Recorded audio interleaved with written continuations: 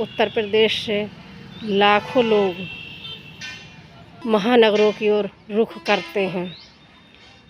इन शहरों में आकर इन्हें अस्थायी और ज़्यादातर कम वेतन वाले काम मिलते हैं।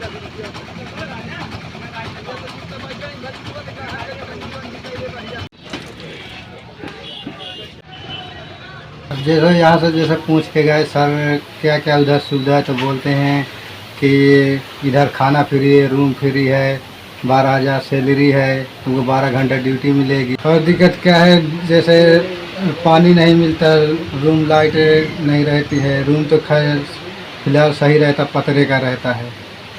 ऐसे लगभग 90% मजदूर असंगठित तौर से काम करते हैं, जिनको अभी भी सामाजिक सुरक्षा और सुविधाएं उपलब्ध नहीं हैं। देश में श्रमिक वर्ग की संख्या संगठित और असंगठित क्षेत्र में 50 करोड़ से अधिक है। जो लेकर जाते हैं उनको ये फायदा होता है, एक आदमी के ऊपर उनको 20 रुपये का कमीशन मिलता है, किसी में 20 मिलता है, किसी में 50 मिलता है। ऊपर आदमी जितने मान गया उतने मना लिए, बाकी कंपनी से जो पेमेंट मिलता है तो इधर जो बात के लिए भाई तुमको हम 400 देंगे, 450 देंगे, तो उतना देते हैं। बाकी यहाँ से वर्करों को लेकर जाते हैं, वहाँ पे जैसे कि उनको कुछ दिक्कत समझ में आता है, बहुत सारे कॉन्ट्रैक्टर होते हैं तो वो पैसों का लालच करते हैं। तो जैसे कि उनके हाथ में ज़्यादा पैसा आ गया इकट्ठा, वो लालच कर गए, वो पैसा लेके सीधे निकल आते हैं, फिर वर्करों को नहीं देखते, तो वहाँ पे वर्करों को दिक्कत हो। इतने में नहीं, इतना सैलरी मिलेगा, उनका भी काट लेते पगार, उनका भी लेके चले जाते हैं, देते नहीं हैं, कहते हैं हम फिर आएंगे तुम्हारा देंगे, फिर देते नहीं हैं, कहते हैं हम खाते में डाल देंगे, फिर भी बना रहते हैं चूतिया ऐसे।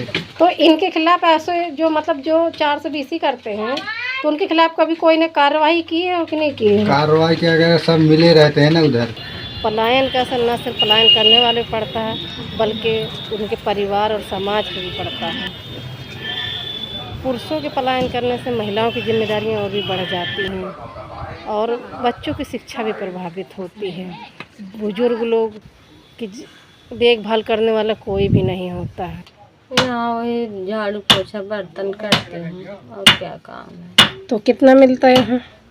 कहीं कोई जैसे काम है, जैसे 1500 है, 2000 है, खाना बनाने में 2500 है, बस। और इससे ज़्यादा क्या नहीं। वहाँ काम बूथ भी नहीं लगता, काम धाम कुछ नहीं लगता है, पैसा हो उससे ज़्यादा कर नहीं पाते। अब हर घर में काम होता है कि कोई बताता है ये करो, कोई बताता है वो करो।